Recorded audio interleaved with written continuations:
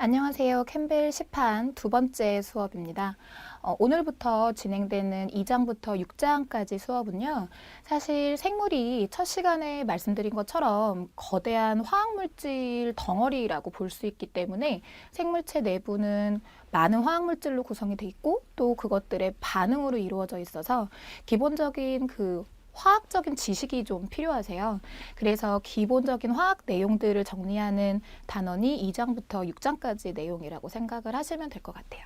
그래서 오늘 화학 내용의 처음 시작 부분이 진행된다고 보시면 될 것 같습니다.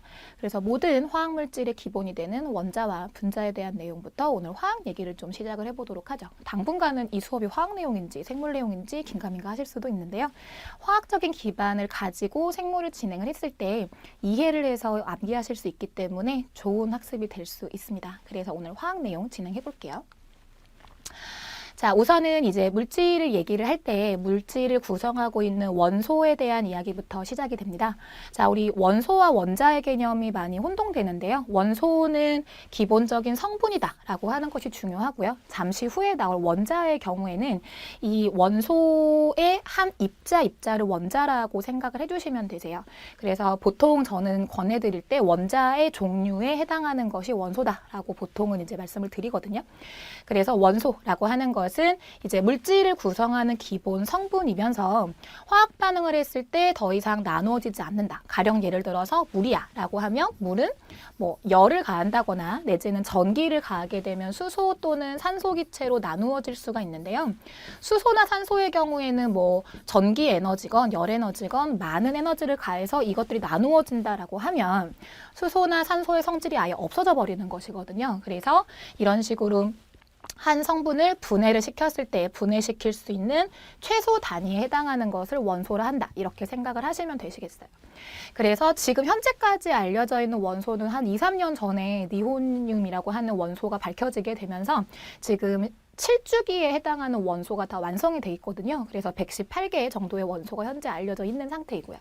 그래서 원소에 대한 개념이 정리가 되시게 되면 여러분 주변에 있는 순수한 물질들을 크게 두 가지로 구분을 하십니다. 여기 우리 캠벨 교재에는 화합물 얘기만 나와 있는데요. 사실은 이 원소라고 하는 용어가 원래 우리가 순수한 물질을 구분을 할 때 한 종류의 원소로 구성되어 있는 물질은 홑 원소 물질이라는 용어를 써요. 그래서 제가 지금 말씀드린 것처럼 뭐 산소 기체라거나 또는 수소 기체 같이 한 종류의 원소로 되어 있는 것들을 홑원소 물질이라고 하는데 뭐 발음도 좀 불편하고 말도 길고 하다 보니까 이 홑 원소 물질에서 앞에 있는 글자랑 뒤에 물질을 떼버리고 원소라고 부르기도 합니다. 그래서 산소 기체, 수소 기체라고 하지 않고 그냥 수소, 산소 이렇게 부르는 것이 홑원소 물질이기 때문에 부르는 거거든요. 반면에 화합물이라고 하는 것은 두 가지 이상의 다른 원소들이 붙어 있는 거. 물 같은 경우에는 수소나 산소 원소 두 가지 원소로 되어 있는 거고요. 이산화탄소 같은 경우에는 탄소와 산소로 이루어져 있으니까요. 이런 식으로 주변에 있는 물질은 구성하고 있는 원소의 종류가 몇 개냐에 따라서 크게 홑원소 물질과 화합물로 구분을 하게 되고요. 사실 우리 몸속에서 사용되는 많은 물질들이 화합물 상태라고 생각을 해주시면 되시겠어요. 자, 그래서 이 원소의 종류를 가지고 우리가 이제 물질을 구분을 하게 되고요. 자, 우리 몸속을 구성하고 있는 원소들을 크게 두 가지로 구분을 하게 되는데 필수 원소와 사실은 여기 지금 언급되어 있지 않지만 비필수 원소라는 것으로 구분합니다. 필수 원소라고 하는 것은 여기 지금 보시는 것처럼 생명체가 건강하게 살고 번식하기 위해 사실은 솔직히 말씀을 드리면 살아남기 위해서 죽지 않고 살기 위해서 필요한 필수적인 원소를 필수 원소라고 하고요. 지금 이 도표에서 보시는 것처럼 위에 있는 네 가지요. 산소하고 탄소하고 수소하고 칠소. 이 네 가지가 지금 생물체 몸을 구성하는 96%를 차지하고 있잖아요. 이런 식으로 생물체 몸의 대부분을 차지하는 원소를 필수 원소라고 보실 수 있습니다. 그리고 도표에서 보시게 되면 뭐 칼슘부터 마그네슘까지 칼슘 같은 경우는 아시겠지만 뼈나 치아의 이제 그 구성 물질이 되기 때문에 우리 몸에 필요한 거고요. 여기는 인 같은 경우에는 DNA의 재료가 되는 것이기 때문에 우리 조만간 배우겠지만 DNA 성분이 되기 때문에 인이 반드시 필요하고요. 그리고 포타시움이라거나 또 여기 보이는 나트륨이나 염소, 소듐이나 염소 같은 경우에는 체액을 구성하는 제가 첫 시간에 말씀드렸죠. 우리 몸은 0.9%의 소금물과 같은 농도라고 말씀을 드렸는데요. 그 체액의 농도를 형성하는 것이 포타시움과 소듐과 염소 이렇게 세 가지라고 보시면 되세요. 그래서 요 세 원소는 반드시 필요하지만 많진 않기 때문에 비필수로 들어가 있는 것이고, 또 황이라고 하는 것은 우리 생물은 제가 첫 시간에 말씀드린 것처럼 사실 단백질로 시작해서 단백질로 끝난다고 봐도 무방하신데요. 생물체 내에서 만들어지는 모든 단백질의 시작은 특수한 아미노산으로 시작하게 되어 있습니다. 그런데 그 아미노산을 구성하는 원소에 황이 들어가 있어요. 그렇기 때문에 체내에서 단백질을 만든다라고 하면 반드시 필요한 원소가 황이기 때문에 여기 지금 황이 언급이 돼 있고요. 마그네슘 같은 경우는 사실 이제 동물보다는 식물 쪽에서 엽록체를 구성하는 기본 성분이기도 하고요. 뭐 동물도 물론 필요하긴 하고요.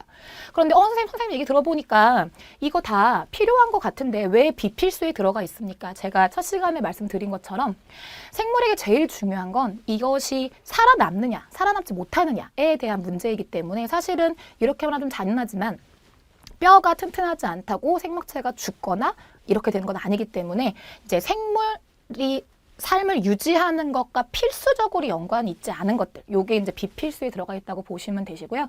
지금 이 도표에 나와 있지 않는 원소들 중에서 뭐 아이오딘이라거나 뭐 크로뮴이라거나 코발트라거나 다른 원소들도 있기는 있는데요. 그 구성 비율이 1%가 채 안 되는 경우를 우리는 미량원소라고 얘기를 합니다. 그래서 이 원소들도 필요는 하지만 굉장히 적은 양이 필요한 것들을 미량원소라고 얘기를 하고요. 그래서 여러분들 몸을 구성하는 원소는 필수 원소와 비필수 원소와 미량 원소 이렇게 세 가지로 구성이 돼 있다라고 보시면 되시고 굉장히 많은 종류의 원소로 구성이 돼 있다고 생각을 하시면 되겠습니다. 자, 그러면 아까 제가 말씀드렸지만 이 원소라고 하는 것은 사실 원자의 종류라고 생각을 하시는 것도 무방하다고 말씀을 드렸잖아요. 그래서 실제로 이제 원소라고 하는 건 사실은 원자의 종류의 개념에 지나지 않고요. 생물을 구성하게 되는 것은 원자로 구성이 되어 있기 때문에 우리 원자에 대한 얘기를 좀 시작을 해보도록 하죠. 제가 맨 처음에 원소랑 구분을 해드릴 때 원소는 성분이고 원자 같은 경우는 중요한 핵심이 지금 보시는 것처럼 입자라는 거. 생물을 구성하는 입자 하나하나, 요게 이제 원자입니다. 자, 그랬을 때 원자를 구성하는 작은 단위의 입자를 아원자 입자라고 하는데요. 원자의 구조는 크게 두 가지로 구분을 해서 원자 핵과 그 주변을 돌고 있는 전자, 이렇게 두 부분으로 구분을 하게 되어 있습니다. 전기적으로 보셨을 때 원자 핵은 플러스의 전하를 띠고 있는 부분이고요. 그리고 이제 주변을 돌고 있는 전자는 지금 보시는 것처럼 마이너스의 전하를 띠게 되어 있고요. 그리고 이 핵 부분이 플러스의 전하를 띠게 되는 이유는 핵을 구성하고 있는 두 개의 입자 때문인 건데요. 띠고 있는 전하 때문에 이름이 붙어서 양전하를 띠고 있는 입자를 우리는 양성자라고 얘기를 하고 전하를 띠고 있지 않는 입자를 중성자라고 얘기를 합니다. 그래서 보통 원자를 구성하는 아원자에 대해서 얘기를 할 때 우리는 크게 세 가지를 얘기하거든요. 그게 양성자와 중성자와 전자라고 생각을 하시면 되시고요. 그중에 양성자와 중성자는 핵을 구성하고 있다라고 생각하시면 되시겠어요.